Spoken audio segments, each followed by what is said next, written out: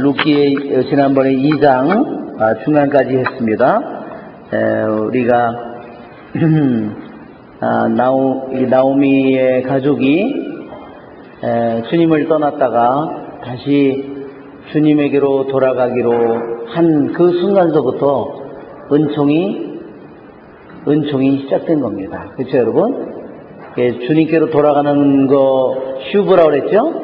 주님께 돌아가는 일이 바로 우리가 은총이 끊임없이 터져나오는 출발점이었습니다. 그래서 룻과 나오미는 모든 것을 잃어버렸지만 아무런 실제로 세상적으로는 희망이 없었지만 그러나 베들레헴으로 돌아갔습니다. 그리고 마침 돌아간 때가 보리 수확을 시작할 무렵이었다 그랬습니다. 그것은 바로 보리 수확할 무렵은 우리들에게 뭘 의미하냐면 은총의 때가 시작되었음을 더 확실하게 알려주는 겁니다. 그렇죠, 여러분? 네. 그래서 이제 룻이 이삭을 주우러 갑니다.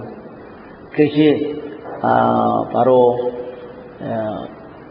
은총의 이삭 줍기입니다. 너무나 캄캄하고 막막한, 그리고 아무런 보호도 없는 그러한 위험한 무방비의 상태로 보입니다. 인간적이나 세상적으로 보면 너무나 참담하고 무방비 상태입니다. 더군다나 적국의 여자이기 때문에 더 쉽게 위험을 당할 수 있는 겁니다. 그러한 룻이 이삭을 주울까 합니다. 그렇게 얘기했습니다. 저에게 호의를 베풀어 주는 사람 뒤에서 이삭을 주울까 합니다. 그랬어요. 그래서 이 2장은 바로 우리 은총이 어떻게 자라나는가를 보여주는 겁니다. 이 2장에서는 은총이 너무나 이삭을 주우러 주우러 가려고 합니다. 그죠? 그러려는 건 정말 이삭 하나 줍는 거 정말로 너무나 작은 일인데 그 안에서 끊임없이 은총이 자라나는 것을 우리는 오늘 이 말씀 속에서 보게 된다.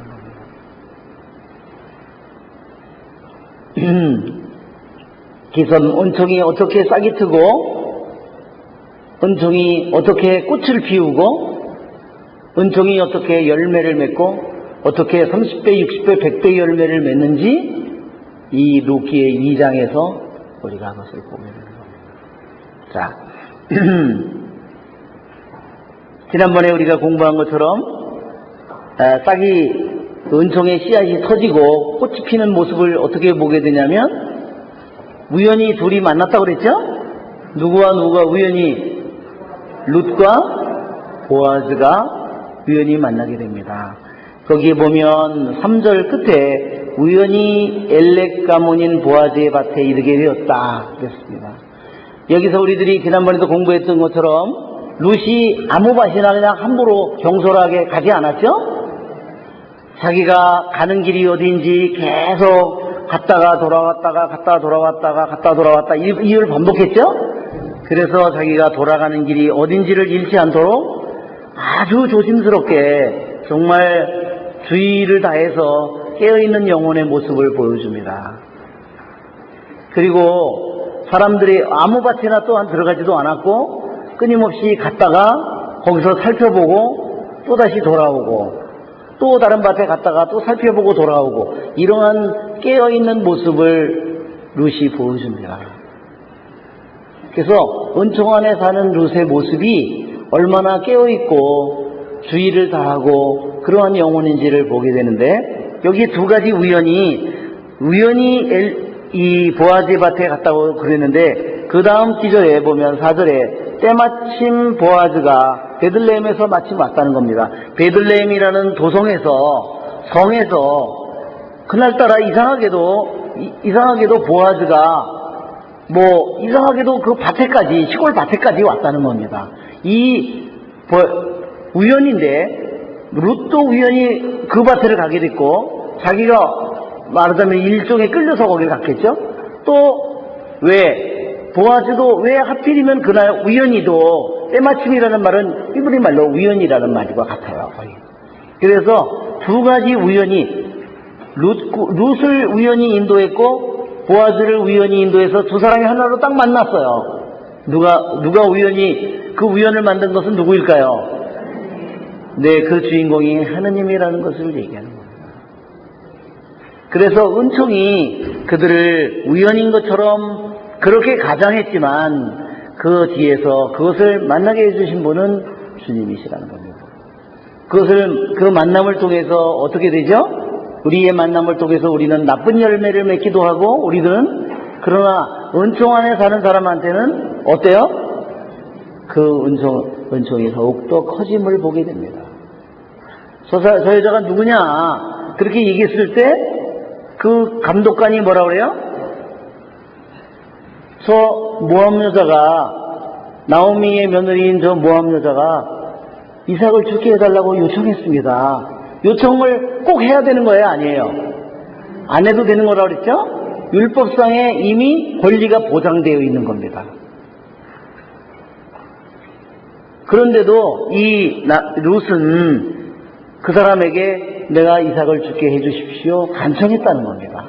이것이 바로 이 룻의 놀라운 마음씨를 보여주는 겁니다. 그의 내면에 있는 모습을 보여주고 또한 어디서 룻의 내면의 아름다움이 또 보인다고 그랬죠? 그리고 거의 쉬지를 않는다는 겁니다. 그런 모습하고 또 죽을 때 유대인의 전승에 의하면 룻이 다른 사람하고 죽는 게 달리 이렇게 허리만 굽혀서 죽는 게 아니라 어떻게 앉아서 죽는다 그랬어요. 앉아서 죽는 거는 훨씬 더 힘든 일이에요.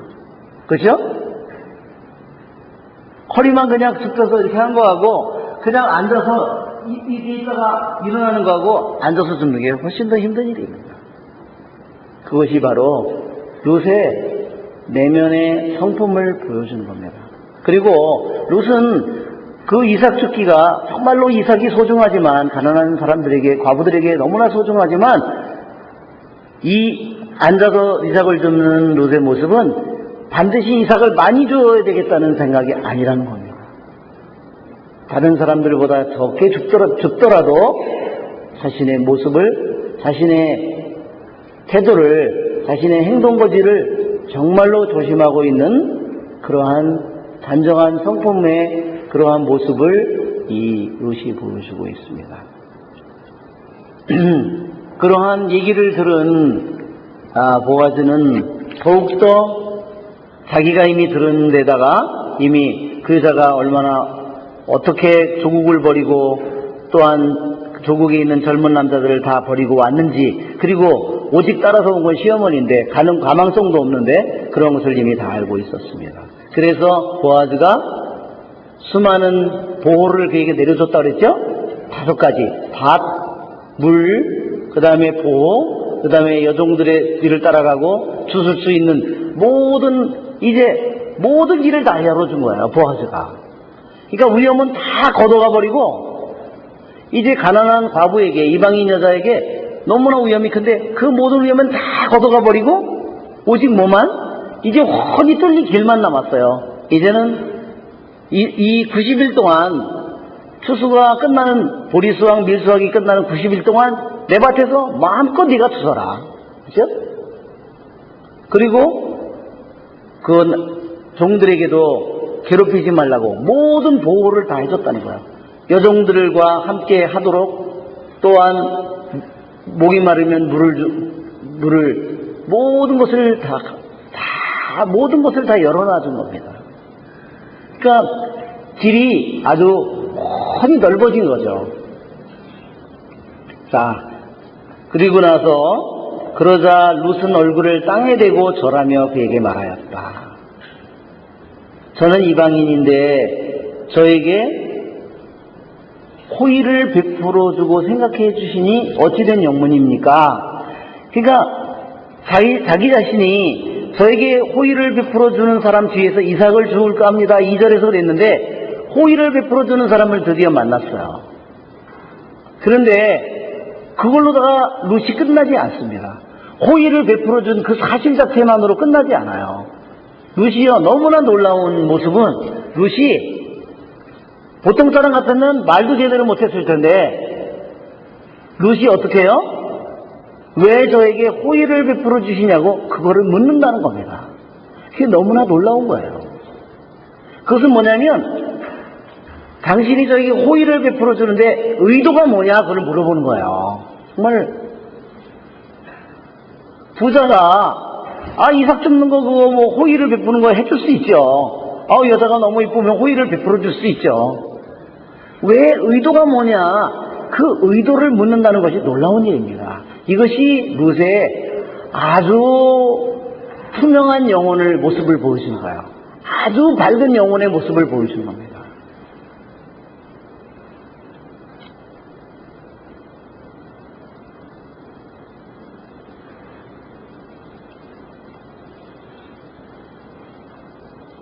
자, 거기에 대해서 보아즈가 그 질문에 대해서 보아즈는 깜짝 놀랐을 것 같아요. 그죠? 보아즈가 대답하였다. 내 남편이 죽은 다음 내가 시어머니에게 한 일과 또 내 아버지와 어머니 그리고 내 고향을 떠나 전에는 알지 못한 내 결에 온 것을 내가 다 잘 들었다.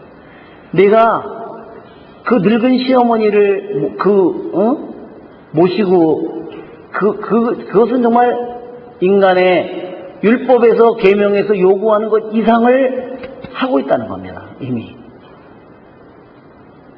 그리고 이방인 여자에게 그럴 의무도 없잖아요.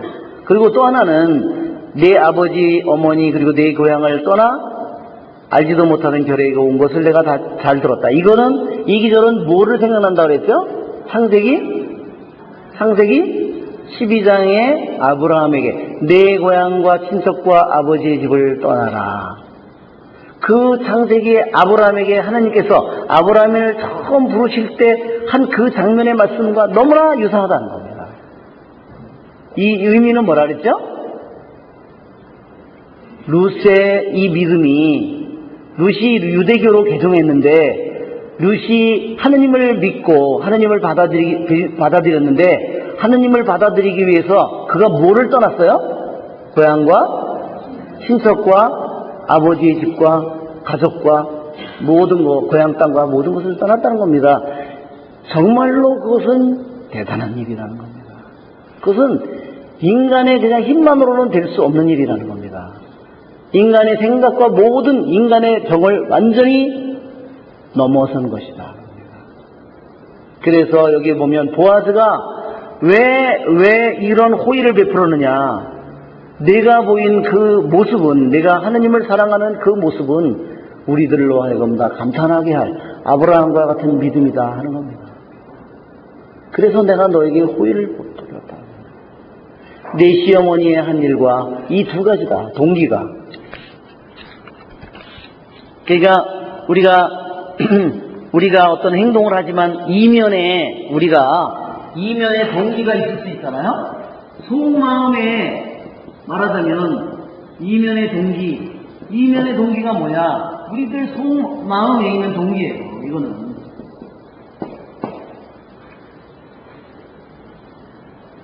이 속마음의 이 동기가 우리 신앙생활에 있어서 너무너무나 중요하다는 겁니다. 만약에 속마음의 동기가 잘못되어 있으면 어떻게 되죠? 내가 자선을 베풀고 사랑을 베풀고 누굴 도와줬는데 결국은 자기 이익 때문에 그랬어요. 자기 자신 때문에 그랬어요. 자기 자신의 어떤 욕구를 위해서 그랬어요. 자기의 어떤 이러한 모든 것이 있으면 어떻게 해요? 그 사람의 좋은 행동이지만 그걸 어떻게 해요? 오염시켜버린다는 겁니다. 겉으로는 굉장히 좋은 행동인데 겉으로 보면 굉장히 아름다운 꽃 같은데 속에 뭐가 있어요? 이거를 썩게 만드는 겁니다.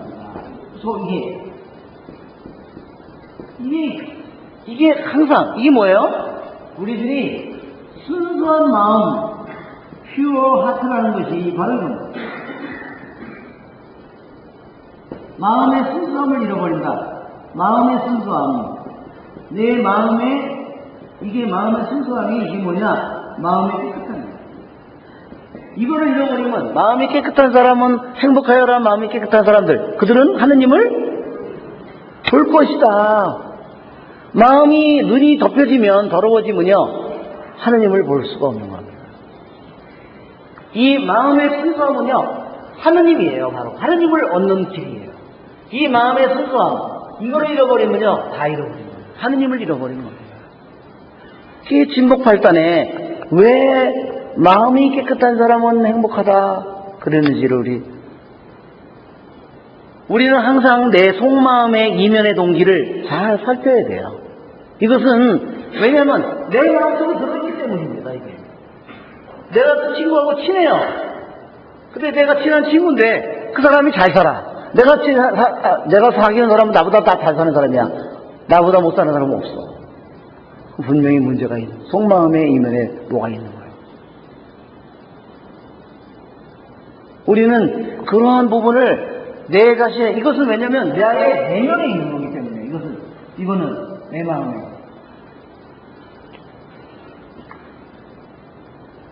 그러니까 어떻게 보면 이 룻이 보아즈에게 왜 저에게 호의를 베풀어 주냐고 저 때문입니까? 아니면 시어머니 때문입니까? 아니면 저희 미모 때문입니까? 뭐 여러 가지 저기를 하죠.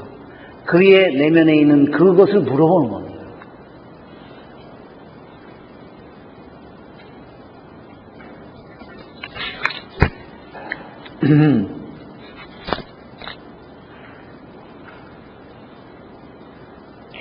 자, 이 말에 대해서 이 보아즈의 대답은 내가 시어머니에 한 그 놀라운 행동, 남편이 다 죽은 다음에도 내가 가지고 있는 내 마음의 선함, 보통 사람들은 시어머니를 싫어하는데 특히 남편이 죽은 후에도 너는 오히려 그 시어머니의 유일한 버팀목이자 유일한 희망이 도움이 됐다는 겁니다.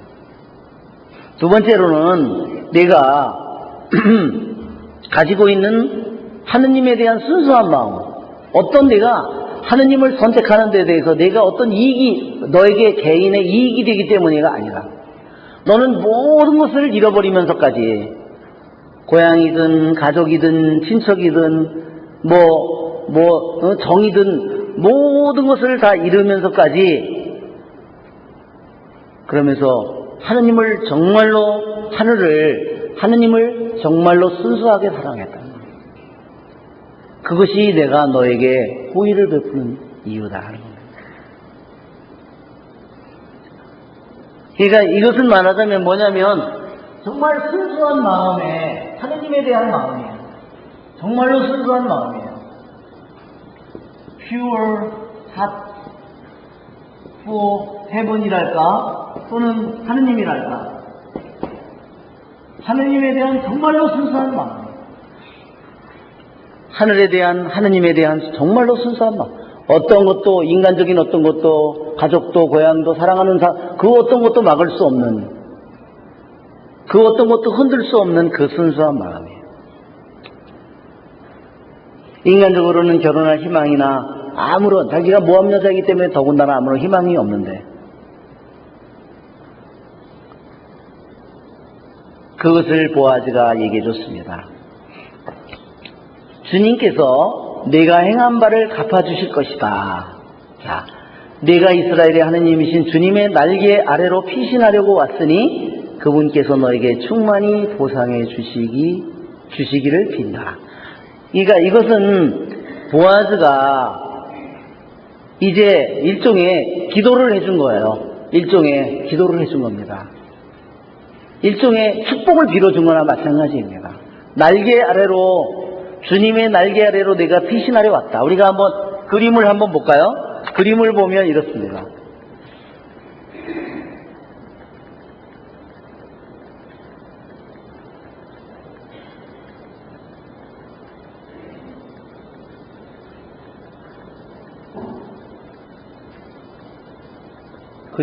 날개가 그림이 뒤에 있네요.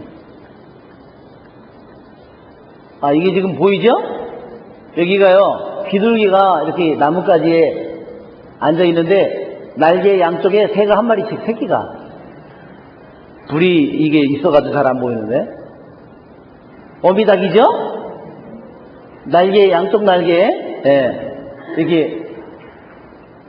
이게 하나씩 있죠? 여기도 보면 새끼가 여기 한 마리 날개 아래 하나 있고 여기도 날개 아래 하나 있죠? 있죠? 띄우세요. 이게 곤인가? 이건데, 이 날개 밑에 이 새끼들이 몇 마리인지 몰라요. 그죠? 이게 잔뜩, 저도 깜짝 놀랐어요.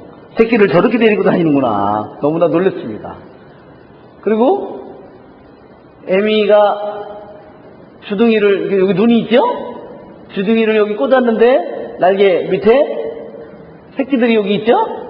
네. 이거는 비가 오는데 날개를 펴가지고 그거를 막아주고 있어요.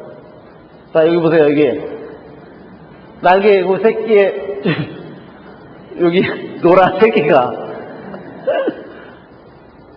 이거는 자기 발이 몇 개예요? 여기를 보니까 닭발 생각이 납니다. 병아리들이 여기 몇 마리나 있는지, 그런 날개 밑에서 이놈들이 자고 있습니다.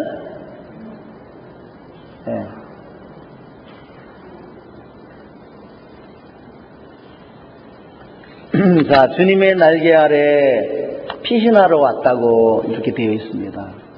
자, 이 주님의 날개 아래 피신하러 왔다는 말은 히브리 말로 타납이라고 합니다. 주님의 날개. 우리가 그 날개 그런 성가도 있죠? 이게 시편에 있는 말씀이에요. 주님의 날개. 이게를 카납이라고, 카납. 이렇게 카나프라고 이렇게 하는데, 카납. 우리말로는 카납. 이렇게 카납. 이렇게. 주님의 날개 아래로 피신하려고 왔다. 그랬습니다.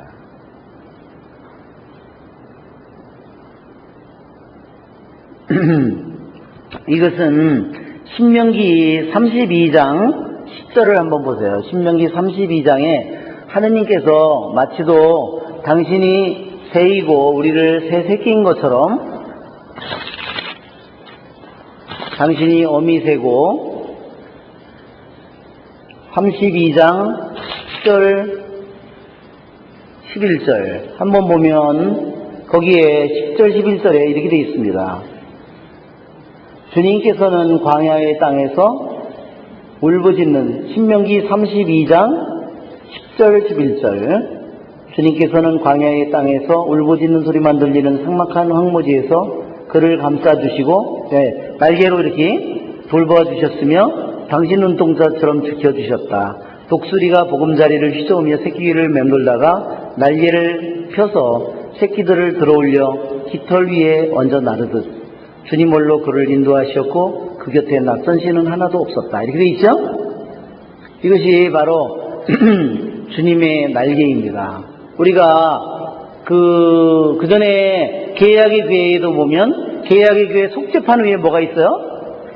천사의 날개가 이렇게 그 날개를 펴고 있습니다. 그것은 주님의 날개를 우리들에게 더욱더 생각나게 만들어줍니다.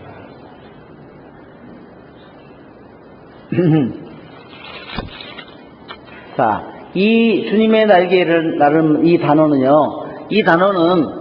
카납이라는 이 단어는 주님의 날개 아래로 피신한다는 이 말은 우리에게 왜 중요하냐면 우리가 3장에 가면 룻이 보아스에게 몰래 밤중에 들어가서 그 옷자락을 이렇게 들치고 그죠? 뭐라고 그러죠? 거기서 자죠? 그러다가 나중에 뭐라 그러냐면 깨어났을 때 당신의 옷을 저기에게 덮어달라고 그랬어요. 그죠? 그 옷이 뭐냐? 당신의 날개입니다. 우리말로는 당신의 옷자락이라고 되어 있는데 그게 당신의 날개예요. 히브리 말로 카나비예요.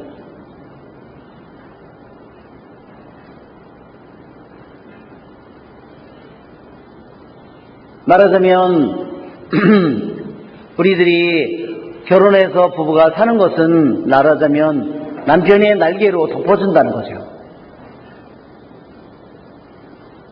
그 덮어주는 날개는 내가 아마 남편이 살아있는 동안은 잘 모르는 것 같아요. 왜? 잘 못하는 것만 다 보이니까. 왼수바가지 같은 여행가지고 거추장스럽고. 근데 어때요? 나중에 죽고 나면 뭐가 없어졌는지를 그제서야 느끼는 겁니다. 제가 그 전에 그런 얘기를 들었습니다. 어떤 남편이 사고를 당해가지고 신체가 다 마비가 된 거예요. 그래가지고 아무것도 일을 못하니까 부인이 일을 하러 다녔습니다. 너무너무 시골에서 살았는데 나가서 시장에 가서 장사를 하고 집에 들어오면 또 밥을 해야 되고 그리고 너무너무 남편을 원망하고 살았다는 겁니다. 그런데 자기가 집에 돌아오면요, 남편이 어떻게 하고 있냐면 창호집 문에다가 구멍을 이렇게 뚫고서 자기 아내가 언제 오나 그것만 맨날 쳐다보고 있어요. 그래서 그냥 집에 오면 너무너무 화가 나가지고 저 왼수 같은 인간이 차라리 죽었으면 했는데 죽지도 않고 저렇게 하고 맨날 그냥 창문에 문을 다 구멍 뚫어 놓으니까 구멍 좀 제발 뚫지 말라고 지겨워 죽겠다고 그래서 또 그냥 그걸로 밟고 보기 싫다고 또 밟고 막 그러면 또 뚫어놓고 그러다 어느 날 남편이 죽었답니다. 드디어 죽었는데 이 부인이 그 창호집 문에 구멍이 뚫린 거를 너무너무 보고 싶었다는 거예요. 아무도 자기를 기다리는 사람이 없다는 거를 생각할 때 자기 자신이 무엇을 잃어버렸는지 그때 알았다는 거예요. 부인이 너무너무나 뉘우치고 너무나 눈물을 많이 흘렸다는 얘기를 제가 들었습니다. 우리는 아마 서로 상대방이 있을 때는 그것을 잘 알지 못하는 것 같습니다. 나는 그냥 내 인간적인 눈으로 내 편리한 이런 거로만 내가 바라보는 것 같아요. 하느님이 나에게 준 남편의 그 그늘이 뭔가 그 날개가 뭔지를 우리는 이 생전에서는 내가 잘 알지 못하는 것 같습니다. 자, 우리는 여기에 있는 것처럼 이 11절 12절이 룻기의 2장 1절서부터 17절 사이에 가장 핵심 부분이에요. 우리가 지난번에 우리 프린트물 있죠? 우리 프린트물을 이 대칭구조를 보면 룻기 2장의 대칭구조를 보면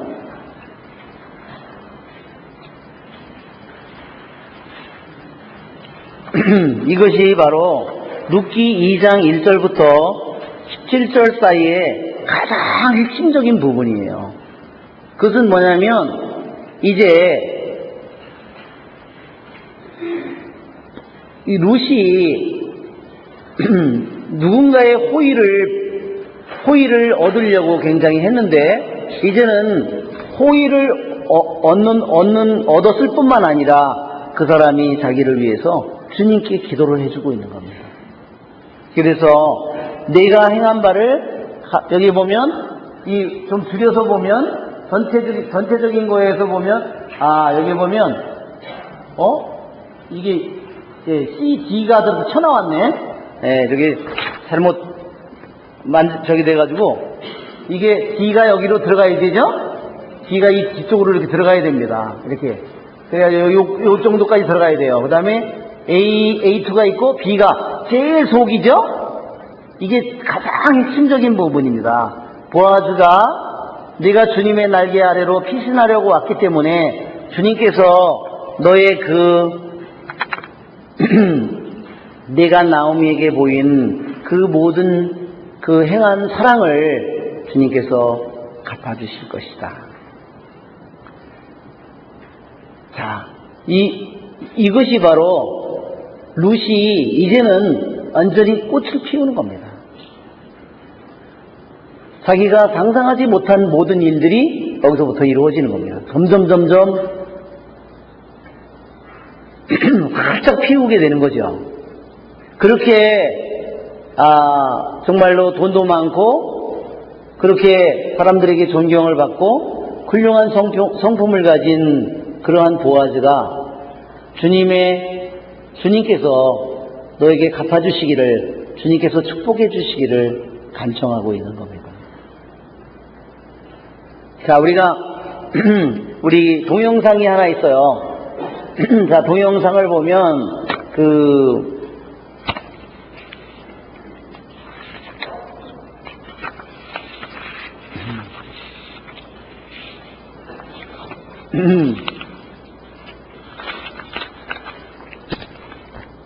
동영상, 이게 노래는 지난번에 들었던 노래하고 똑같은데 한번 틀어보시면, 불 좀 꺼주시면, 네. 당신 날개 그늘 아래, 주님의 날개 아래, 그런 뜻이죠? 미국의 소리는 좀 줄여주시면, 약간만. 조금만 더 줄여주시고요. 조금만 더 줄여주시면. 옐로스톤의 음악을 조금만 키워주시고, 옐로스톤에 산불이 일어났답니다. 나중에 산림감시원이 피해가 얼마나 큰지를 조사하기 위해서 갔는데, 그 불로 다 타버린 산 그 속에 새 한 마리가 앉아있더라는 겁니다. 다 대로 변했는데 새가 말로 이렇게 돌로 굳어진 것 마냥 새가 앉아있더라는 겁니다. 하도 이상해서 그 산림감시원이 나무로 그거를 툭 치니까 그 속에서 새끼들이 오르르 나와서 새끼들이 도망을 가더라는 겁니다. 그게 어떻게 된 일이냐면 산불이 일어나서 다가오는데 새끼들을 나를 수는 없고 그 애미가 자기는 날아가면 자기는 살잖아요. 근데 새끼는 다 타 죽을 테니까 애미가 새끼들을 데리고 큰 나무 밑으로 데리고 간 거야. 새끼들을 다 나무 밑으로 데리고 가서 산불이 계속 다가오는데 제일 먼저 죽는 거는 연기 때문에 죽는답니다. 독성 연기 때문에. 그래서 애미가 자기 날개 아래 그것을 이제 품고 있었던 거죠. 그런데 나중에 이제 불꽃이 막 넘어가잖아요. 그러니까 자기 날개를 다 이제 태우기 시작한 거예요. 그래서 결국은 자기는 다 타서 개가 돼버렸는데 나중에 그 밑에 있는 새끼들은 다 사는 겁니다.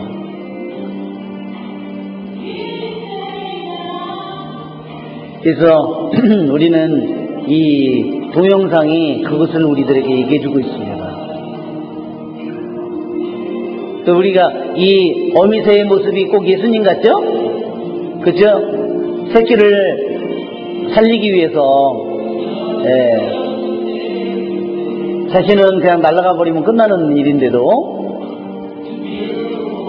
그 끔찍한 불길 속에서 그 어미새가 새끼를 살려냈다는 겁니다.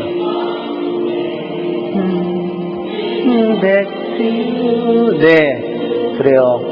그래서 주님 저를 당신께로 가까이 이끌어 주소서 하는 성가 노래입니다. 자, 우리 다시 공부로 돌아가서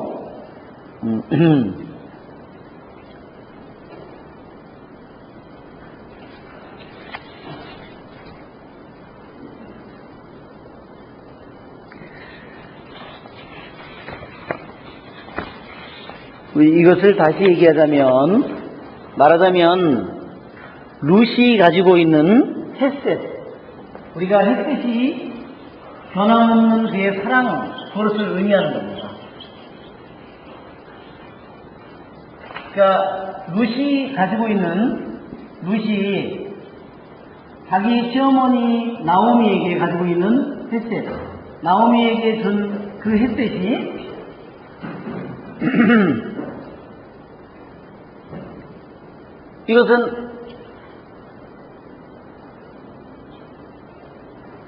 이것은 햇셋이라고, 이것은 한마디로 변함없는 사랑이에요.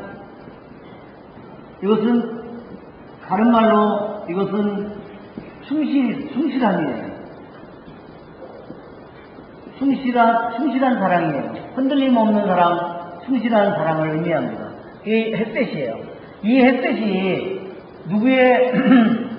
누구의 마음을 또한 열었냐면, 이렇게 보여준 이 사랑이 누구의 마음을 열었냐면, 이거를 이제 지나서 사람들의 마음, 누구에게까지 뚫고 들어가냐면, 이게 이제, 보아즈에게까지 마음속에 뚫고 들어가는 겁니다.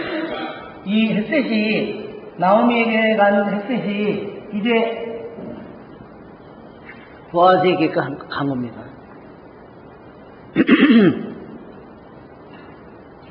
그래서 이 햇셋이 다시 누구한테도 오냐면, 다시 이것이 햇셋이 다시 누구에게로 오냐면, 이 햇셋이 다시 보아즈의 햇셋이 다시 루세에게로 오는 겁니다. 그러니까 이 루세에게 오고 어떻게 오냐? 하느님께 그가 기도를 하는 겁니다. 하느님께 그가 빌고 하느님의 햇셋이 그에게 내려오는 거예요. 이게 바로 누가 이 일을 시작했죠? 룻이 시작한 겁니다.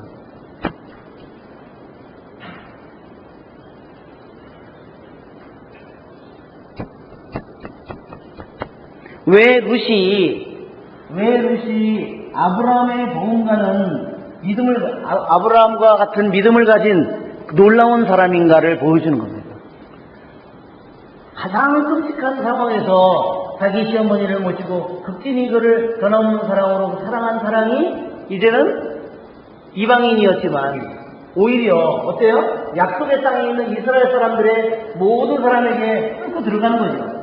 보아즈에게 뿐만 아니라 주위에 있는 사람들에게, 모든 사람에게 뚫고 들어가서 그것이 바로 다시 룻에게 오고, 룻에게 오는 그 길이 뭐냐? 바로 축복을 빌어주고, 그래서 그것이 룻에게 오는 겁니다. 그러니까 인간 사이에 주어진 이 햇셋이 다시 하늘로부터 뭐를 불러와요? 하늘로부터 이 햇셋을 불러오는 겁니다. 이것이 무슨 말인지 아시겠죠? 네. 이것이 이 룻기의 2장의 놀라운 점입니다. 햇셋이 저기로 가고, 그 사랑이 가고, 다시 그 안에서 햇셋을 불러오고, 그 햇셋이 하늘로부터 이 햇셋을 불러오는 겁니다. 그러니까 하늘에서 오는 이 햇셋을, 그래서 이거는 하느님의 인간에 대한 하느님께서 인간에 대한 변함없는 사랑이에요. 하느님의 사랑이라고 한마디로 할 수 있어요. 햇셋은 뭐냐? 하느님의 사랑이고 하느님의 은총을 의미하는 겁니다. 그러니까 인간 사이에서는 그냥 사랑이라고 우리들의 언어로는 은총이라고 하지 않고 그냥 사랑이라고 표현하고, 하느님께서 우리에게 주는 그 사랑을 특별히 우리는 더욱더 은총이라고 표현하는 겁니다. 예, 이스라엘 하느님 주님께서 내가 모든 것을 버리고 온 그에게 단지 고향만이 아니라, 친척만이 아니라, 사랑하는 사람만이 아니라 너에게 충만히 보상해 주기를 바란다 그랬어요. 충만히, 그렇죠? 그 안에서 뭐가 생기죠? 그 안에서 다윗의 왕이 태어나는 겁니다. 그 안에서 구세주가 태어나는 겁니다. 정말 얼마나 충만한 보상을 했는지 그는 무엇을 포기했는데, 그가 주님의 날개로 모든 것을 버리고 왔을 때 주님께서 그에게 뭐를 갚아줬는지를 보여주는 겁니다. 이것은 우리들로 하여금 룻의 삶을 우리들이 또한 살도록 우리를 초대하고 있는 겁니다. 자, 그러자 룻이 말하였다. 저희 주인님 저에게 참으로 호의를 베풀어 주시는군요. 이 하녀를 위로해 주시고 다정하게 말씀해 주시다니요. 저는 대개 하녀들 가운데 하나만 또 못한데 말입니다. 자, 보세요.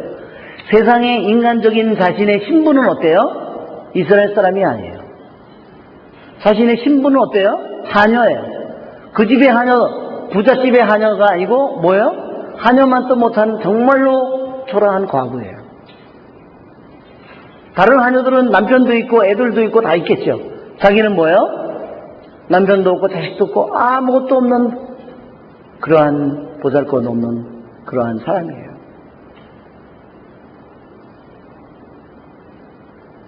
그런 그가 어떻게 그렇게 놀라운 위치에 하느님이 세워주시는지를 보게 된다는 겁니다. 끼니 때가 되자 보아즈는 룻에게 이리 와서 음식을 들고 빵 조각을 식초에 찍어 먹어라. 우리 왜 서양 식당에 가면 빵 먼저 파스타집이나 이런데 이태리안 식당이나 서양 식당에 가면 맨 처음에 빵부터 그냥 갖다 주죠? 뭘 갖다 줘요? 뭐 찍어 먹으라고?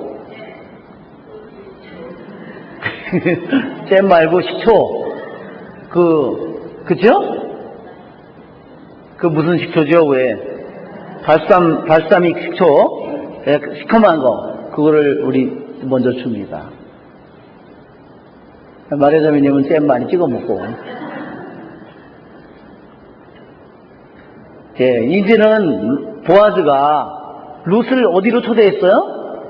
식탁으로 초대했다는 겁니다. 식탁으로 초대했다는 것은 이제 완전히 가족이라는 말입니다. 얼마나 이 보아즈의 마음이 놀랍도록 변해가는지를 보게 되는 겁니다. 그 여자가 수학꾼들 옆에 앉자 그는 볶은 비라를 건네주었다. 룻은 배불리 먹고 남겼다.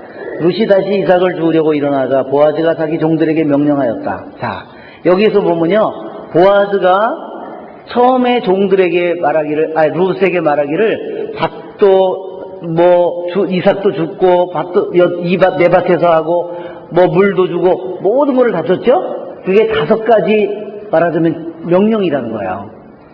근데 여기서도 또 5가지 명령을 줍니다. 마치 그 10계명을 주듯이요. 그 5가지 지침을 주는데 그것은 뭐냐면 다 자기 앞뒤를 환히 다 열어놓는 거예요. 두 번째로 15절서부터 8절서부터 9절 사이에 보아즈가 룻에게 5가지를 보장해 주는 거야. 근데 다시 15절서부터 17절 사이에 다시 한번 보증을 해주는데, 보호를 해주는데 뭐냐면요,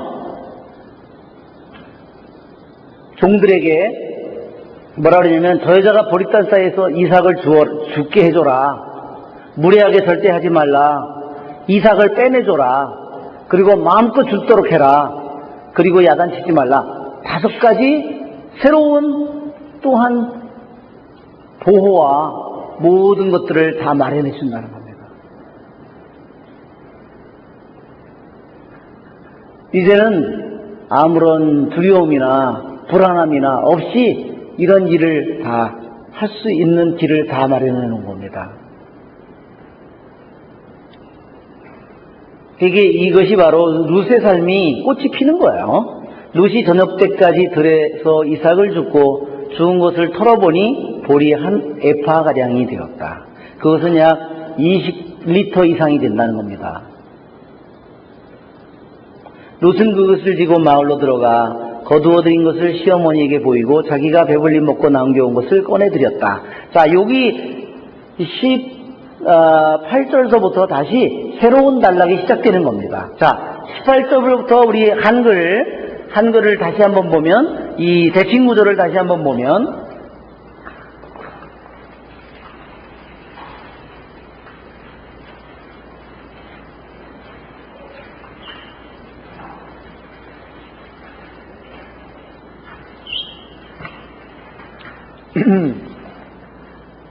예, 밑으로 두 번째 그 대칭 구조를 보면, 예, 여기 보면 이렇게 되어 있습니다. 자, 룻이 2장 18절부터 23절, 룻이 이삭을 죽고서 다시 나오미로 돌아옵니다. A2를 보면 룻이 이제 매일매일 이삭을 주스러 갑니다. 그리고 저녁이면 나오미로 돌아옵니다. 내용이 비슷하죠? 나오미로 돌아오는 거. 그래서 나오미로 돌아오는 거. 이삭을 죽고.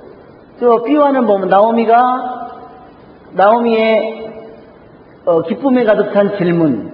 그 다음에 나오미의 충고. 오늘 너한테 무슨 일이 있었냐? 나오미가 물어보고요. 나오미가 내가 여종들에게 아니야 남종들 뒤를 따라가면 안 돼. 내가 이스라엘의 관습을 모르는데 너가 잘못 알아들은 건데 너는 남종들 뒤를 따라가면 안 되고 여종들 뒤를 따라가야 되는 거야. 그걸 충고해 준 겁니다. 자, 이 시완 룻의 복에 대한 반응, 그 다음에 룻의 반응, 자, 그 다음에 나오미의 찬미. 나오미가 그렇게 많은 거를 보아즈가 베풀어 줬다는 것에 대해서 그건 뭐냐? 거기에 보아즈가 베푼 헷셋이에요. 헷셋. 이게 헷셋. 이게 우리말로 번역하면 하느님에 대해서 적용을 하면 이것은 은총이에요. 그러니까 하느님에 대해서 적용하면 이것은 하느님에게 대해서 적용할 때 은총이란 말입니다. 하느님이 인간에게 베풀어주는 은총이에요. 하느님이 인간에게 베풀어주는 변함없는 사랑. 그러나 인간에게 적용할 때는 이게 뭐냐? 인간이 하느님에 대해서 변함없는 사랑. 또 인간이 인간끼리 가지고 있는 변함없는 충실한 사랑. 그것을 의미합니다.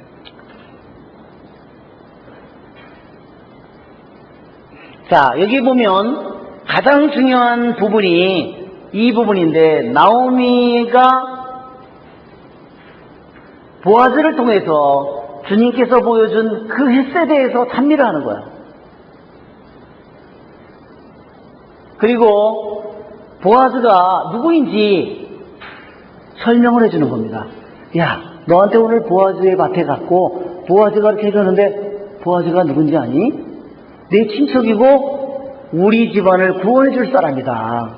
우리의 모든 빚을 갚아주고 우리를 다시 그 밭과 재산과 집을 다시 되찾아줄 사람이고 다시 너와 결혼할 수도 있는 사람이다. 그걸 알려준 겁니다. 자, 이것은 뭐냐면 여기 있는 내용은 뭐냐면요. 이 전체 이야기 중에서 누가 나오미와 룻을 구원해 줄 것인가?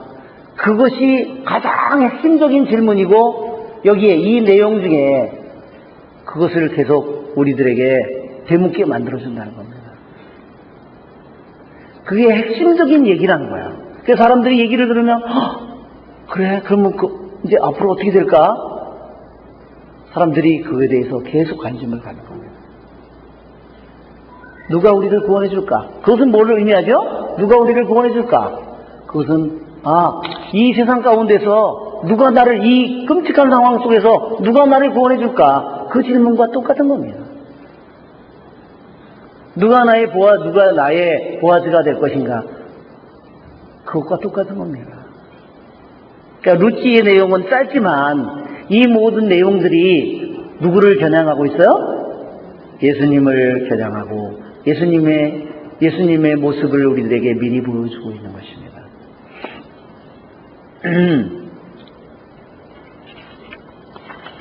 자, 여기에서 그래 보면, 자, 룻은 그것을 지고 마을로 들어가 거두어들인 것을 시어머니에게 보이고 자기가 배불리 먹고 남겨온 것을 꺼내드렸다. 시어머니가 그에게 말하였다. 오늘 어디에서 이삭을 주었느냐? 어디에서 일을 했느냐? 왜 그러냐? 아니, 볶음밀도 가져왔고, 주어서 그만큼은 도저히 이삭을 주어서는 가져올 수 없는데 너무너무 첫날 가서 너무나 놀랍게도 많은 것을 가져온 거예요. 이게 믿을 수 없는 일이에요. 이거 분명히 나오미가 무슨 일을 했든지 곡절이 있는 거예요. 그래서 그것을 직감적으로 알아차리고 묻는 것입니다. 오늘 너 누구의 밭에 갔었냐? 자, 우리 잠시 쉬었다가 우리가 두 번째 시간을 해야 되겠습니다. 오늘 어디에서 이삭을 주었느냐? 어디에서 일을 했느냐? 너를 생각해 준 이는 복을 받을 것이다. 그렇죠? 예, 복을 받을 것이다. 이렇게 한 번 얘기했고요. 이 복을 받을 것이다 하는 말이 두 번 나옵니다. 이것은 축복입니다. 20절에도 그러자 나오미가 며느리에게 말하였다. 그분은 산 이들과 죽은 이들에 대한 당신의 자애를 버리지 않으시는 주님께 복을 받을 것이다. 여기 당신의 자애가 뭐냐? 자애, 이것이 헤셋입니다.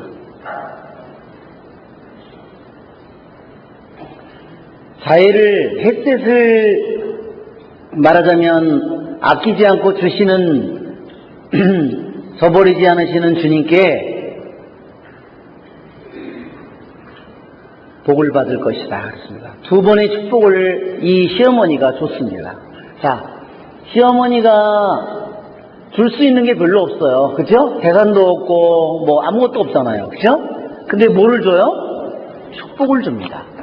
이 바룩이라는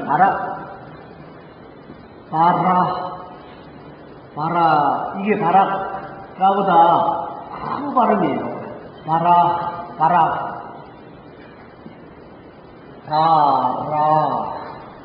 이렇게 된 말이에요. 바락. 자, 이 말이 예수님께서 행복하여라 한 거하고 똑같은 겁니다. 행복하여라, 복을 받을 것이다 하는 거예요. 이게 성경에서는 너무너무나 중요한 말입니다. 바락.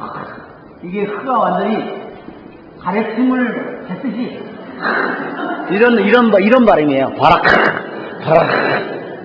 이런 발음입니다. 그래서 K루스 그러는데 K는 아니지만 크와 흐와 그 사이에 바락 이런 발음이에요. 막. 네, 이 말은 축복한다는 말입니다.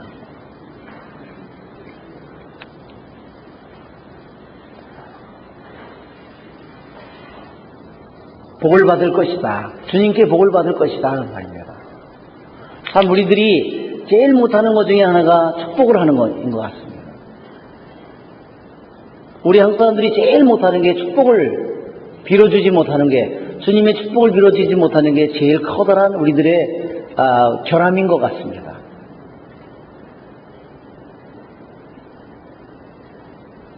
우리는 애기들이 태어나면 돌이나 뭐 이런 데 되면 축복을 다 빌어주죠? 그때만 빌어주고 다른 때는 별로 안 해줍니다. 근데 우리는 축복이 우리들의 삶 속에 너무나 중요한 겁니다. 죽을 때도 축복을 빌어주잖아요. 그렇죠? 야곱이 죽을 때 축복을 빌어주죠? 다 마찬가지입니다. 성도들이 죽을 때 축복을 빌어줍니다. 축복이라고 하는 것은 우리가 성경에 보면요, 처음부터 끝까지 축복입니다. 축복은 뭐냐면요, 누구의 마음이냐면 하느님의 마음이에요. 모든 사람들이 잘 되기를 빌고, 모든 사람들이 행복하기를 빌고, 모든 사람들이 주님의 축복을 받기를 바라는 그 마음이, 내가 그런 마음을 자꾸 빌어줄 때 하느님의 축복은 나에게 끊임없이 오는 겁니다. 내가 항상 경쟁하는 마음으로만 살면 우리들의 삶 속에는 너무나 어때요? 점점 내 자신이 황폐해지고 메말라갑니다. 하느님의 축복은 끝이 없기 때문에 내가 아무리 하느님의 축복을 빌어준다고 해도 축복이 닳는 일이 없을 겁니다. 지금 옆에 있는 사람에게 여러분 축복을 한번 빌어줘 보세요. 주님의 축복을 주님의 축복을 빕니다. 주님의 축복을 빕니다. 주님. 그러면 내 마음이 은총에, 하느님의 마음으로, 하느님의 은총으로, 하느님의 햇셋으로 내 마음이 사는 거예요. 왜냐면 하느님이 그 마음이기 때문에 그렇습니다. 하느님의 햇셋이 뭘까요? 하느님의 햇셋은 우리들 모두가 가장 행복하고 가장 자유롭고 가장 축복된 자가, 가장 행복한 자가 되기를 원할 겁니다. 그것이 하느님의 사랑입니다. 그것이 하느님의 순수한 마음이에요. 그렇기 때문에 우리들이 축복을 빌어줄 때 내가 자꾸만 하느님의 마음으로 변해가는 겁니다. 그래서 우리들이 길을 가거나 누구를 만나거나 누가 하거나 그 사람에게 자꾸 축복을 빌어주면 내가 엄청난 일을 하는 겁니다. 여기 보면 나오미는 늙고, 그렇죠? 가난하고 줄 게 없어요. 근데도 뭘 빌어줘요? 하나님께 축복을 빌어준다는 겁니다. 정말 이게 우리들이 이 바라하는 이 말이, 그래서 예수님께서 우리에게 행복하여라, 행복하여라, 행복하여라 축복을 빌어주는 겁니다. 그리고 절대로 잘못된 길을 가지 말라. 불행하다, 불행하다. 내가 잘못하면 이런 길로 걸어간다고, 그거 어떻게 되면 그런 삶을 살아가는지 우리들에게 알려주는 겁니다. 그것은 바로 우리들이 저주된 삶을, 불행한 삶을 살기를 원하는 것이 아니라 우리들이 정말로 행복하고 축복된 삶을 살기를 바라기 때문입니다. 우리들이 하나님께서는 꽃에도 축복을 주겠죠? 그렇죠? 하나님에는 조그마한 풀에도 축복을 주시겠죠? 나무에도 축복을 주시겠죠? 예, 모든 이 지구상에 있는 모든 생물에 축복을 하나님께서 주실 겁니다.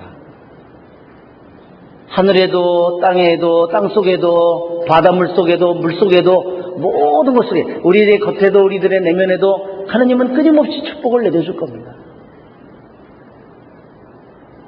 근데 우리들이 생각할 때 축복은 물질이라고만 생각하기 때문에, 그죠? 우리들에게 가장 큰 축복은 뭘까요? 주님과 하나가 되는 것이 가장 커다란 축복일 겁니다. 자, 이제 이 나오미가 축복을, 자기가 분명히 어떤 은혜를 받았어요. 분명히 은혜를 입었어요. 며느리가 그것을 가지고 왔을 때 제일 먼저 그걸 한 것은 하나님께 감사드리면서 축복을 해준 겁니다. 그러니까 우리들이 내 자신이 입은, 내 일생에 입은 수많은 은총에 대해서 감사하면서 나도 축복을 해줘야 된다는 겁니다. 내가 받은 은총에 대해서, 내가 받은, 사람들의 받은 그러한 것에 대해서 내가 감사하는 길이 축복을 해주는 길이다. 가장 저기한 것이, 그렇죠? 오늘 제가 일한 밭의 주인의 이름은 보아즈입니다. 얼마나 나오미가 놀랬을까요? 그렇죠?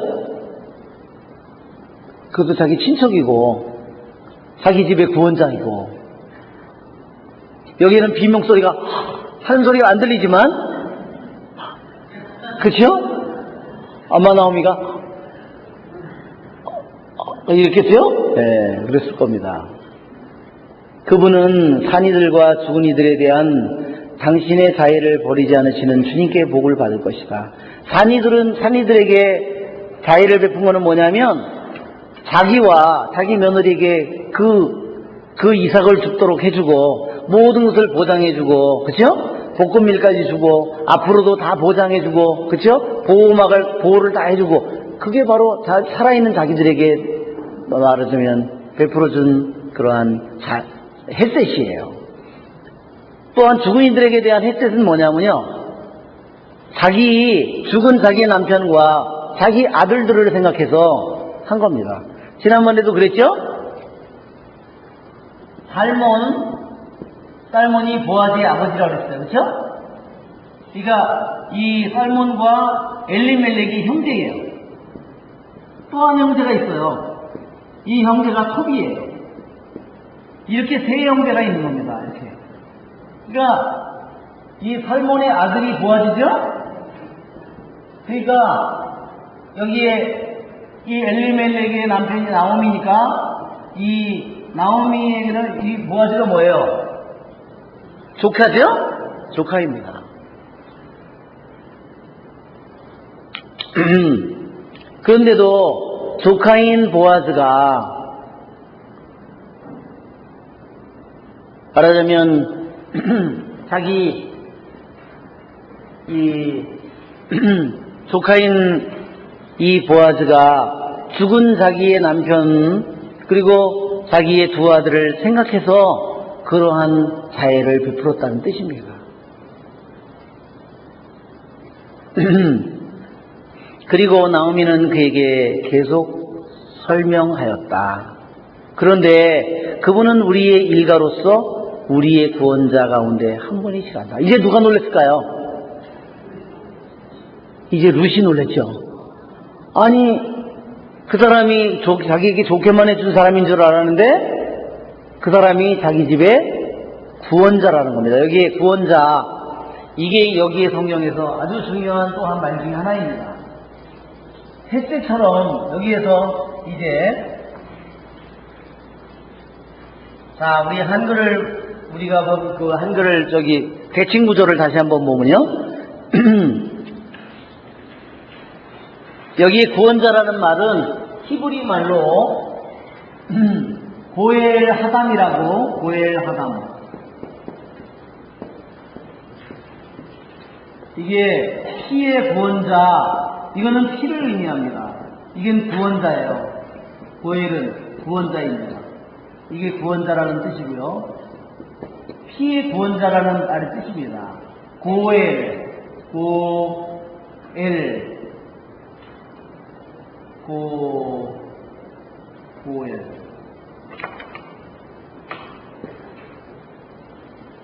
이렇게 쓰는데, 고엘.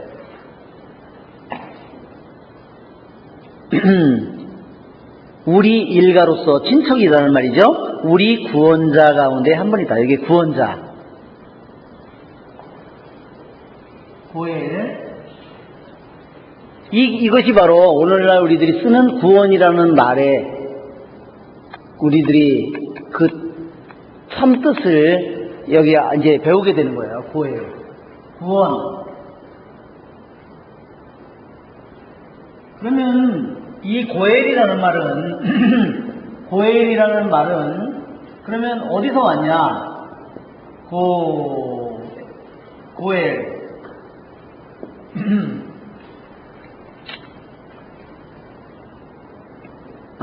이거네. 고엘이래. 고엘. 이 말은 어디서 왔냐? 이걸 해석하는 거구나. 고엘. 고엘이라는 말은요, 원래 어떤 것을 되산다는 말입니다. 되사다. 말의 그 뜻은 되사다.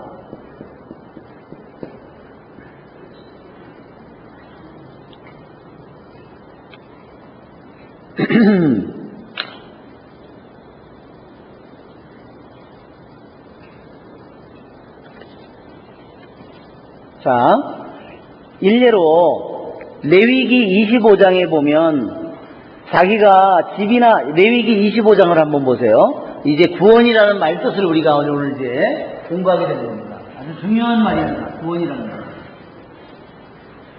고엘. 네, 고엘이 이 말이 아니라 고엘이 이 히브리 첫 글자예요. 고엘. 자, 구원이라는 말을 우리가 공부해야 돼. 구원이라는 말의 뜻은 뭐냐? 무슨 뜻이라고요? 대사다. 자, 레위기 25장. 25장을 보면 25절을 보세요. 너희 형제가 가난해져 자기 소유지를 팔 경우 그에게 가장 가까운 구원자가 나서서 산 것을 되사야 한다. 자, 되사야 된다 그랬죠? 구원자가 나서서 되사야 된다. 구원이라는 말도 되산다는 말이고 다시 되산다는 말이 그 같은 단어예요. 되산다는 말입니다. 자, 유대인들은 약속의 땅에 들어가서 땅을 다 나눴습니다. 지파별로, 시족별로, 가족별로 다 나눴어요. 자기 땅을 이제 어떤 사람이 너무너무 병이 들거나 너무 가난해져서 빚을 많이 지게 됐다는 거예요. 그러면 이제 땅을 팔아야 되는 거예요.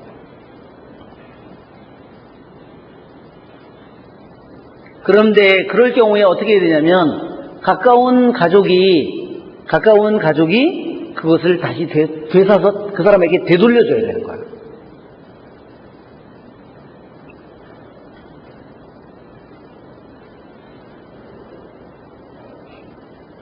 땅일 경우나 집일 경우에는 이렇게 되사지만 더 심한 경우도 있어요.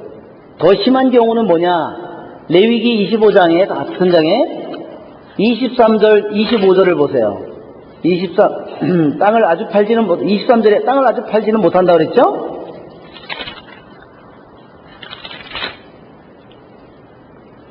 그 다음에 신명기 25장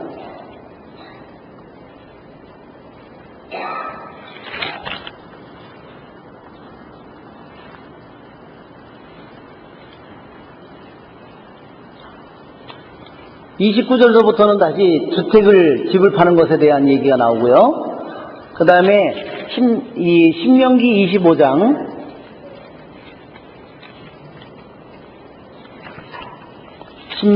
25장 5절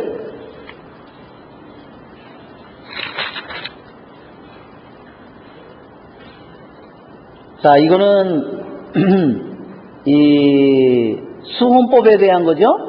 그러니까 지금 여기서 제가 찾지를 못하겠는데 땅이나 집을 팔아서 가난해져 가지고 남에게 소유지가 넘겨질 경우에 그것을 친척이 다시 사서 다시 그 사람에게 돌려줘야 되는 겁니다. 그런 의무가 토라에 있는 거예요. 법에 있는 겁니다. 그런데 더 심한 경우는 이제는 재산도 다 넘어가고 이제는 이제 자기 가족을 팔아야 되는 거예요. 뭘로 팔까요? 이스라엘 사람은요, 저기로는 노예로 팔 수는 없어요. 말하자면 자기의 이방인들은 노예로 팔 수 있지만 그런 이제 일종의 노예처럼 되는 거죠. 실제로는 노예는 아니지만 이스라엘의 사람이기 때문에 실제로는 종처럼 팔려가는 겁니다. 그 너무 기가 막히죠? 자기 아들이나 딸을 말하자면 너무너무 빚이 많아서 팔아서 거기는 그 사람의 종으로 가는 겁니다. 나중에는 자기도 이런 경우에 어떻게 그 법이 이스라엘 법은 뭐냐면 그 사람을 가까운 친척이 돈 있는 친척이 그것을 갚아주고 대신 그 사람에게 뭐를 줄까요? 자유를 되찾아 준 겁니다. 이게 구원이라는 말의 참뜻입니다.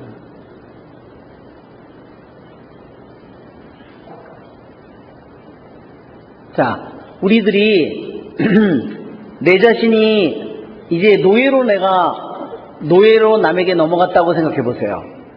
그랬을 경우에 주님께서 우리를 값을 지불하고 나를 다시 자유에게 자유를 주는 겁니다. 이것은 무엇을 의미하냐면 이스라엘의 역사 속에서 이스라엘 백성이 어디에 노예살이를 하죠? 이집트의 노예살이를 합니다.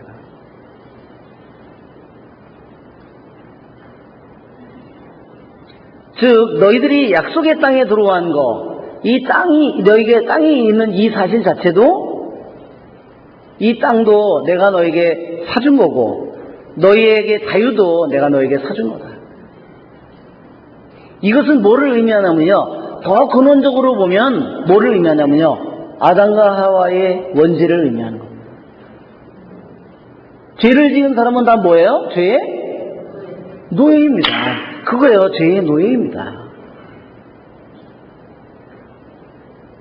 구원의 뜻은 뭐냐면요. 죄의 노예인 사람은 이렇게 어떤 사람이 인간적으로 집안이 너무너무 안 돼가지고 병이 들고 말하자면 도를 벌어올 사람이 남자가 병 들거나 남자가 불과되거나 남자가 죽거나 그럴 경우에는 먹고 살 길이 없어요. 그럴 경우에 자기가 그렇게 노예가 될 경우에 친척이 그것을 해서 사줬을 경우에 자기가 다시 땅도 찾고 자기 자신의 자유도 다시 되찾고 그렇게 될 수 있는데 그러나 내가 이처럼 인간적으로 이 세상 안에서 있는 이 세상 안에 있는 부채보다 더 심한 부채는 뭐냐? 죄의 부채라는 겁니다. 돈은 갚고 내가 그걸로 하면 깨끗이 끝날 수 있지만 죄는 어때요? 죄는 인간적으로 될 수 있을까요? 가까운 친척이 해서 다 죄를 탕감해 줄 수 있을까요? 탕감해 줄 길이 없습니다.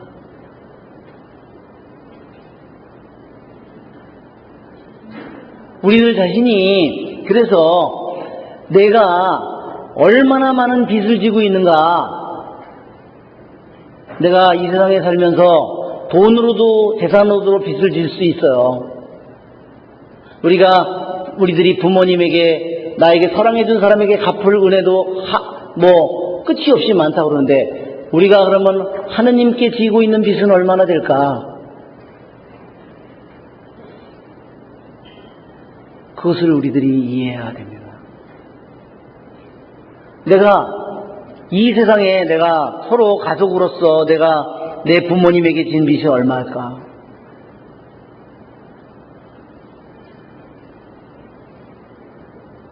그러나 내 자신이 하느님에게 진 빚은 얼마일까? 그것은 비교조차 할 수 없는 겁니다. 그렇죠?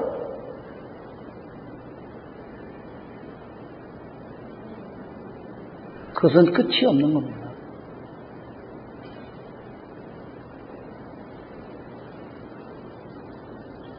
우리는 이 구원이라는 말의 이 뜻을 그래서 우리는 그냥 예수님이 우리 구원해 주셨다 이렇게 쉽게 생각할 수 있지만 그분께서 나를 되산 그 가격은 뭐예요? 그분이 나를 되산 가격은 뭡니까? 예수님의 죽음입니다. 예수님의 죽음만이 아니죠. 한순간의 죽음만이 아닙니다. 예수님이 하느님이 인간의 이 세상에 하늘로부터 땅에 떨어져서 미랄이 되는 그 순간부터 묻히고 썩고 죽고 그죠? 이 모든 과정이 예수님의 일생의 모든 것들이 나에 대한 값입니다. 나를 구원하는 값이에요. 그것은 무엇을 의미하냐면 인간의 어떤 것으로도 나를 되살 수 있는 길이 없다는 뜻입니다. 그렇죠? 우리들이 과거에 내가 지은 죄를 내가 지금 돌이킬 수 있는 길이 있을까요? 그것은 이미 나에게 나의 이미 힘을 다 벗어났어요. 나의 시간과 공간과 내 힘을 영역을 완전히 벗어났습니다.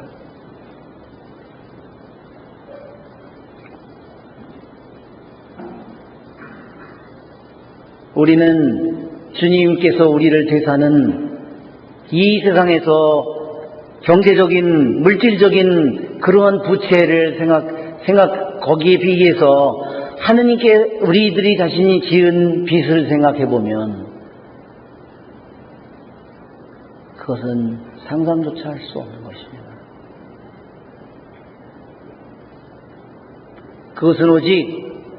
그것은 우리들이 은총으로밖에 이해할 수 없고 은총으로밖에 우리들이 받아들일 수 없는 영역입니다.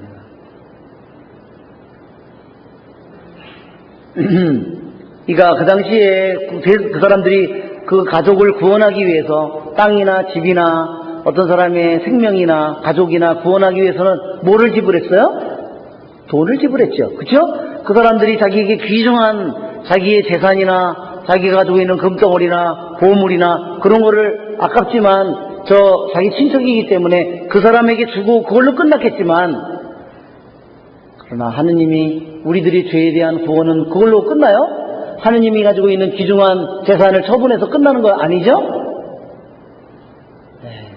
그것을 생각할 때 우리는 그분이 나를 얼마나 사랑하는지를 내 값어치가 그분이 나를 얼마나 귀하게 여기는지를 우리들이 알아야 됩니다.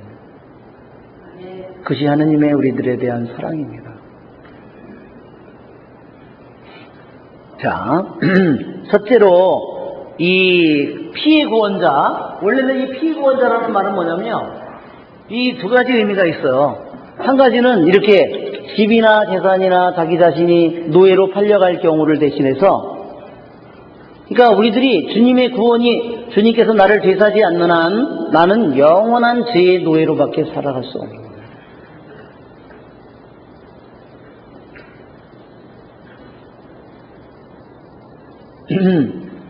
자, 이 고엘 하담이라는 피해 구원자라는 말은 뭐냐면 어떤 사람이 다른 사람을 살인했어요.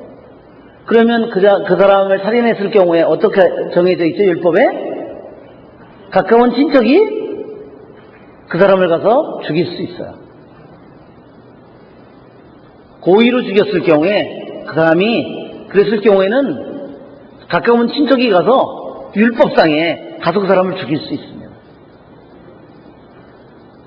그게 피해 구원자입니다. 그게 고엘 하담이기도 해요. 하느님은 무슨 소리냐면 하느님은 우리들이 잘못했을 때 우리를 죽일 수 있는 권한이 있는 분이라는 뜻이기도 합니다. 그것은 뭐예요? 하느님은 이 피해 구원자는 그 살인을 당한 사람의 입장에서는 구원을 해주는 것이지만 살인자에게는 어때요? 보복이죠? 응분의 대가를 받는 겁니다.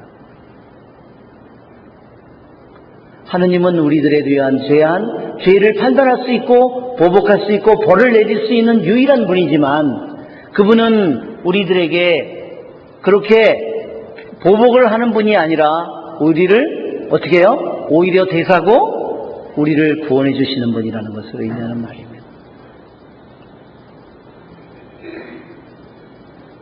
우리는 오늘 나를 대산 주님의 가격이 주님께서 나를 대산 그 대가가 얼마나 비싼 대가였는지 그것을 생각하면서 내 자신이 얼마나 귀한 존재인지를 내가 얼마나 사랑받는 존재인지를 알아야 돼요. 내가 설령 남편에게 개떡같은 취급을 받는다 하더라도 내가 자식들에게 내가 주위에 있는 친구들한테 내가 아무리 천대를 받고 내가 한다 하더라도 그것은 주님에 비하면 그것은 아무것도 아니에요. 주님에 비하면 아무것도 아니죠. 그렇죠? 내가 살고 있는 이 세상을 내가 전부라고 그거를 절대화시키거나 전부화시켜버리면 나는 주님에 대해 나아갈 길이 없습니다. 왜냐하면 주님이 계시기 때문입니다.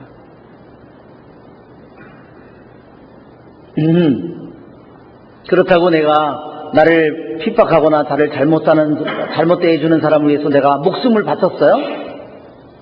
그렇지는 않죠. 주님께서 얼마나 나를 귀하게 여기시는지, 내 모든 하느님이 나를 사랑하고 나를 얼마나 귀하게 여기는지는 어디 있냐? 나의 고귀함과 나의 아름다움은 하느님 안에 있고 예수님 안에 있습니다. 그것이 나의 품이고 그것이 나의 값어치고 그것이 나의 귀함이고 나의 아름다움이에요. 그래서 그 시에나의 카타리나 성녀가 그런 얘기를 했습니다. 자기 자신이 어느 날 하느님 안에서 자기를 바라보게 됐대요. 하느님 안에서 우리를 바라보게 됐을 때 인간의 눈으로 내가 자신을 생각하는 게 아니라 하느님의 눈으로 자기를 바라본 모습은 너무너무 아름다웠다는 겁니다. 하느님이 반할 만큼 아름다웠다는 겁니다. 그것은 뭐냐면 하느님이 얼마나 순수한 사랑으로 얼마나 아름다운 사랑으로 나를 바라보는지를 얘기해 주는 겁니다. 그러니까 내가 현재 나 자신에 대해서 내가 바라보는 내 모습은 한 부분일 뿐이에요. 자, 이 피해 구원자가 되기 위해서는 첫째 그 율법에 말하는 것이요. 첫째로 그 사람이 가까운 친척이어야 돼요. 자격 조건이 뭐냐면 피해 구원자가 될 수 있는 자격이 이 세 가지가 있는데 첫째는 친척이어야 돼요. 이거를 구원해 줄 수 있는 사람. 아무나 돈 많은 사람이 대신 너 그래 내 친구인데 그럼 내가 해줄게. 그렇게 해서 구원자가 되지 않는다는 겁니다. 법이 뭐냐면 꼭 친척이어야 되고 그거를 할 만한 힘이 있어야 돼요. 즉 대산이 있어야 돼요. 세 번째는 하고자 하는 원의가 있어야 돼요. 하고 싶은 마음이 있어야 돼요. 그거를 대사해주고 싶은 마음이 있어야 돼요. 이 세 가지가 다 있어야 돼요. 자, 한번 생각해 보십시오.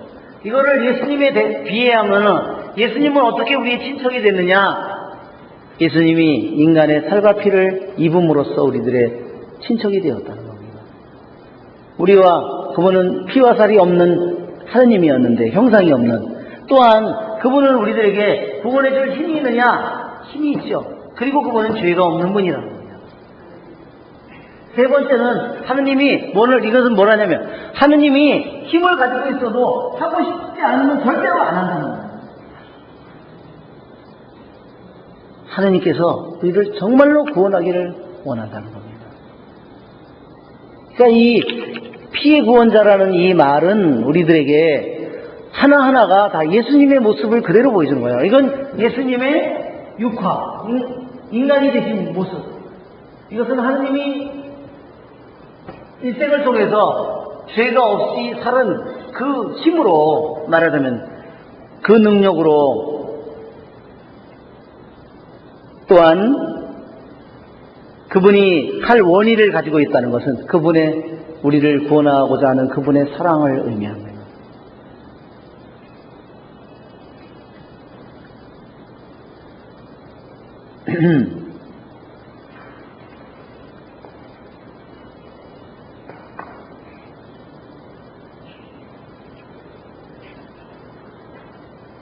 자, 우리 다시 룻기 2장으로. 자, 우리 구원자 가운데 한 분이라는데, 우리 구원자라는 말, 구원이라는 말은 고엘이라는 히브리 말이고, 고엘 또는 동사로서는 가알 이렇게 부르는데, 그 말은 무슨 뜻이에요? 동사는 되사다. 뭐에서 되사는 거죠? 자, 소유권이 남에게 넘어갔거나 노예가 되었거나 그런 사람을 다시 되사서 그에게 자유를 주고 그의 소유권을 되찾아 주는 겁니다. 말하자면 이스라엘이 다시 그냥 노예가 된다고 생각해 보세요. 다시 에집트에 가서 노예살이를 한다고 생각해 보세요.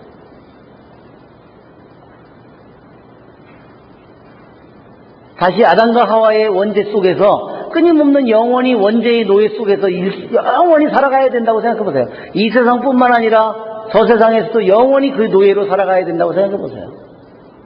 그거를 다시 되사줄 수 있는 분은 오직 예수님이고, 그것은 바로 물질로서 되는 일이 아니라는 겁니다.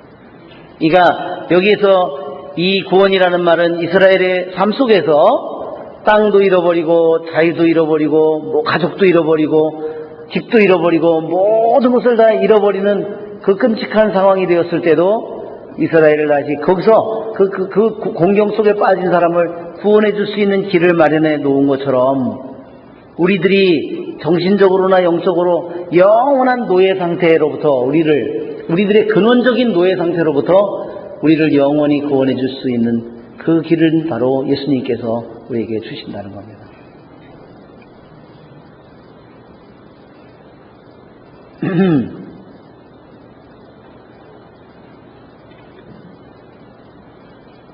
예, 그래서 이 보아즈의 햇셋을 주님께서 축복해 주실 거라는 겁니다.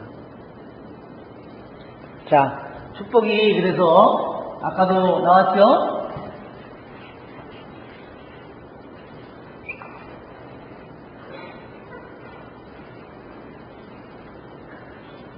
예, 축복이 어떻게 이루어지는지 아까도 그림을 그렸는데, 아까 하느님께서 계시고 여기에 룻이 있었다면, 여기에 보면 룻의 햇셋이 있었죠? 이것이 다시 누구의? 나오미의 햇셋이 있었죠? 다시 누구에게도 갔죠? 보아즈에. 예, 이렇게 갔는데 이 햇셋이 다시 복을 받을 것이라고 했어요. 다시 이 햇셋이 더욱더 많아지는 것을 의미하는 겁니다. 그렇게 그런 사랑을 베푼 그에게 주님께서 축복을 해주시니까 더 훨씬 많아지는 거죠. 그러면서 바로 이 보아즈가 저기에게도 축복을 해줬잖아요. 그렇죠? 점점 많아지는 거죠. 어떻게 많아질까요? 그것은 오직 하늘로부터만 오는 겁니다. 그러니까 이게 햇셋이 하늘로서부터 내려오는 거예요. 이것이 햇셋이 끊임없이 햇셋을 주고 끊임없이 햇셋을 불러오고 끊임없이 하늘에서 햇셋을 내려오게 만들어주는 겁니다. 그리고 이 햇셋은 바로 하늘로 끊임없이 올라가고 룻을 통해서 올라가고 하나님을 통해서 그런 마음을 가진 룻과 보아즈를 통해서 끊임없이 내려오는 겁니다. 그냥 끊임없이 많아지는 거죠. 빵을 많게 하는 기적과 똑같은 겁니다.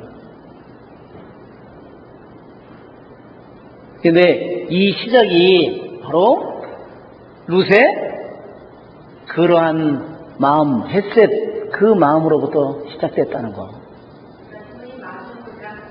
에? 그렇죠. 나중에 이제 그렇게 하면 그렇게도 보아즈를 통해서 오니까. 그러니까 이 룻의 룻의 마음 안에 있는 그 햇빛을 통해서 이 모든 문이 다 열리는 거죠. 다 문이 다 열려서 하늘에도 문이 열리고, 그렇죠? 자, 모함 여자 룻이 게다가 그분은 또 밭의 수확이 다 끝날 때까지 내 종들 곁에 있어라 하셨습니다. 하고 말하자 나오미는 내 딸아, 네가 그분의 여종들과 함께 일하러 나가게 되었다니 잘 되었구나. 자,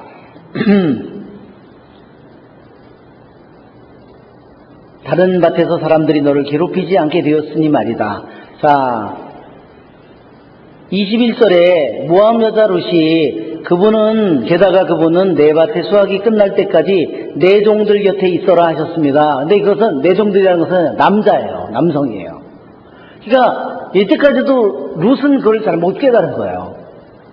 그냥 종이라 그것이 남종이라고 그냥 모압에서는 그게 괜찮은가 봐요. 그런데 이스라엘에서는 절대 여자가 남종들 곁에 가서 이런 일을 하면 안 되는 겁니다. 그러니까 말하자면 이 보아즈가 얘기할 때 분명히 여종에 가서 하라고 그랬다는 겁니다. 근데 그거를 못 알아들은 거예요. 그래서 시어머니가 그것을 교정해 주는 겁니다. 내 딸아, 내가 그분의 여종들과 함께 일하게 되었다니. 그러면서 그것을 올바로 바로잡아 주는 겁니다. 다른 밭에서 사람들이 너를 괴롭히지 않게 되었으니 말이다. 그래요. 이것이 가장 다른 사람들에게 얼마나 말하자면 희롱거리가 되고, 어디 이리 와봐, 어디 손 좀 줘봐, 뭐 엉덩이도 툭 치고 이 얼마든지 이럴 수 있을 거 아니에요. 그러니까 이게 얼마나 커다란 보호가 얼마나 안전이 그에게 주어졌는지를 보여주는 겁니다. 하고 자기 며느리 룻에게 말하였다. 그래서 룻은 보리 수확과 밀 수확이 끝날 때까지 보아즈의 여종들 곁에서 이삭을 주었다. 그러고 나서 룻은 시어머니와 함께 집에 머물렀다. 보리 수확과 밀 수확이 끝날 때까지는 대개 몇 달이 걸린다 그랬죠? 80일 내지는 한 3달이 걸리는 겁니다. 자, 우리가 보면 그 그림을 보면 그림을 보면 더 정확하게 나타나는데, 우리 사진 파일을 보면 맨 앞에 장면에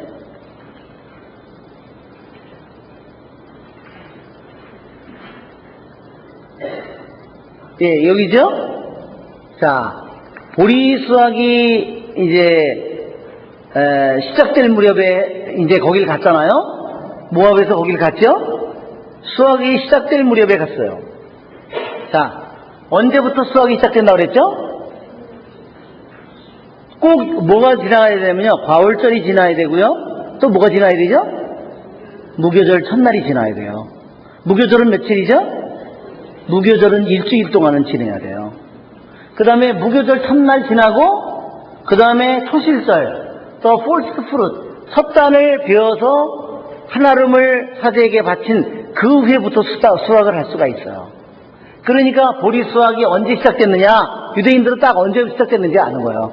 아무나 절대로 수확을 못하니까. 임의로. 분명히 언제부터냐, 과월절에 말하자면 그 당시에 판관시대니까 어디를 갔겠죠? 실로에 순례를 축제를 간 거예요.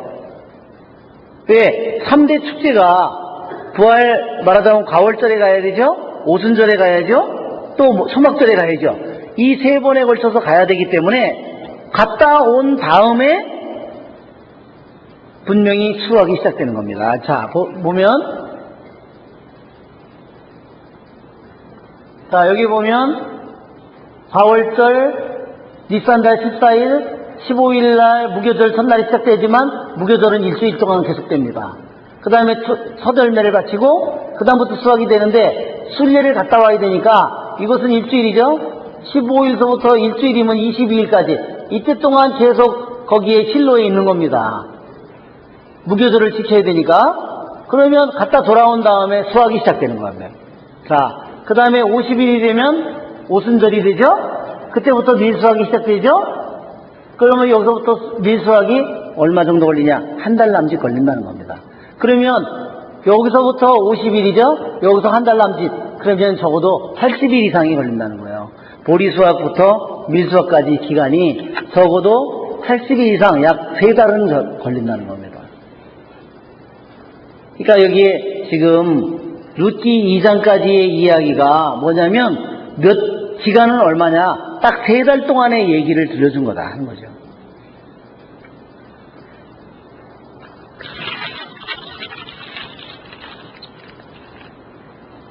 룻은 보리수확과 밀수확이 끝날 때까지 보아즈의 여종들 곁에서 이삭을 주었다. 그리고 나서 룻은 시어머니와 함께 집에 머물렀다. 자, 이 룻기를 언제 읽는다고 그랬죠? 오순절에 읽는 책이라 그랬죠? 예, 오순절에. 오순절은 무슨 날이죠? 우리들한테는 그렇지만 이 구약에서는 뭐죠? 십계명을 받은 날입니다. 십계명을 받은 날에 왜 룻기를 읽느냐? 십계명을 받는 날에 그날에 바로 뭐냐면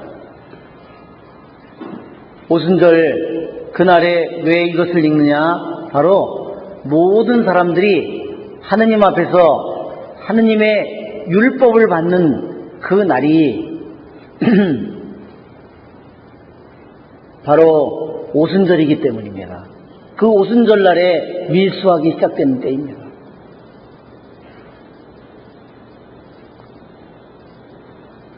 특히 이스라엘 백성이 하느님의 율법을 모르다가 처음으로 율법을 받고 하느님의 백성이 되는 순간이에요. 즉 이것은 무엇을 의미하냐면 룻이 이방인이었다가 처음으로 하느님을 믿고 하느님의 백성이 됐어요. 고향과 친척과 아버지의 집을 떠나서 오로지 순수한 마음으로 하느님을 받아들이고 하느님의 전체 계명을 룻의 이름은 숫자가 몇이라 그랬죠? 합하면 606이에요. 노아의 7가지 법을 빼면 613에서 7을 빼면 뭐예요? 613에서 7을 빼면 이건 노아의 법이에요. 노아의 법. 이것은 노아의 법은 모든 인류가 지켜야 될 법이에요.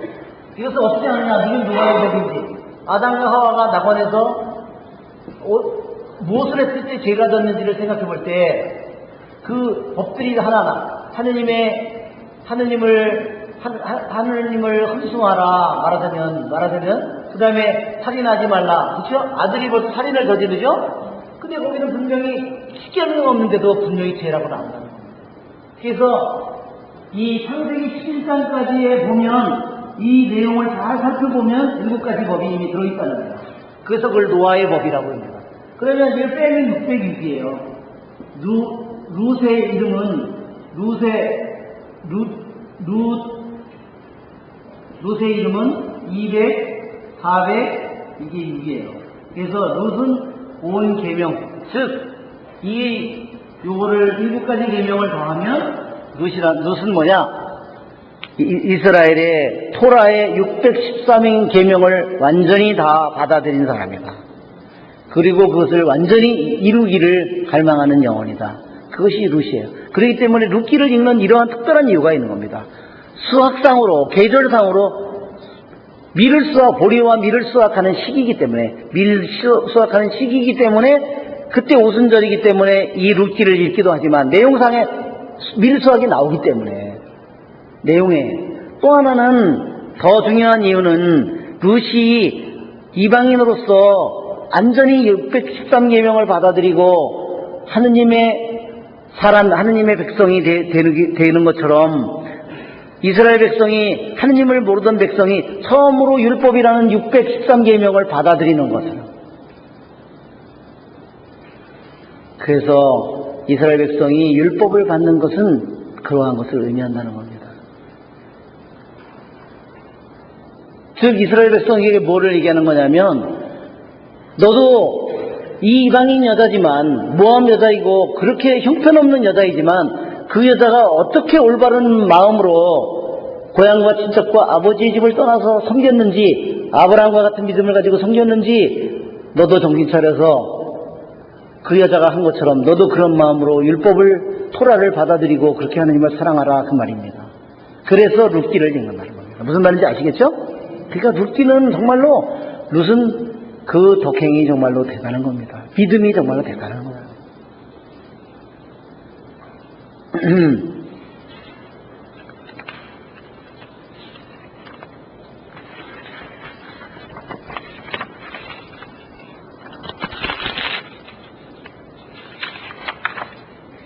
자, 이제는 또 한 가지 이제 2장을 마치면서 또 한 가지 할 거는 이 룻기 2장에 있는 것은요, 판관기와 룻기가 자꾸 비교됩니다.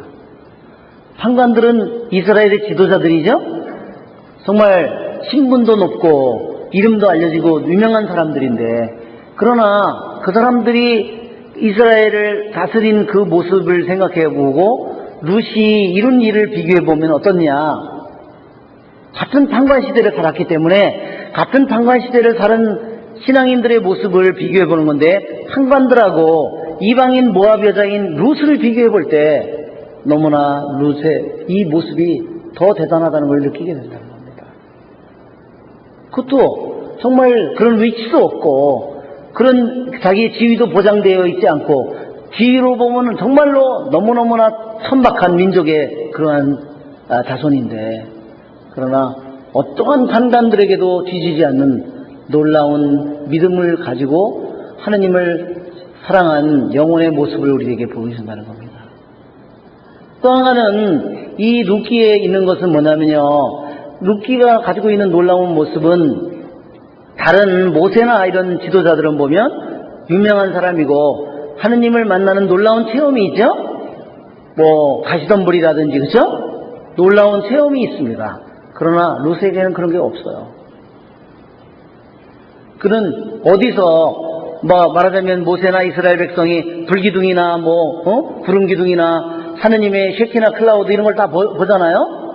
그러나 룻은 어디에서 그런 불타는 가시덤불도 아니고 홍해바다도 아니고 그 다음에 요르단강을 건너는 그런 것도 아니고 시나이 산의 모습도 아니고 영광스러운, 그런데 어디서? 밭에서. 그것이 바로 룻기가 보여주는 놀라움. 바로 일상의 매일의 삶 속에 밭을 가는 것은 매일매일의 삶이라는 겁니다. 우리들의 매일매일의 삶 속에서 어떻게 룻이 이삭을 줍는 이 조그마한 일들을 통해서 어떻게 은총의 꽃을 피워내는지, 그것이 정말로 놀랍기만 하다는 겁니다. 무슨 말인지 아시겠죠? 제가 우리들의 일상의 나의 삶의 밭이 어디예요? 우리들의 삶의 밭이 우리 가정이겠죠. 남자에게는 자기 일터겠죠. 또 우리들의 그런 것이 없는 사람, 내가 만나는 사람들이겠죠.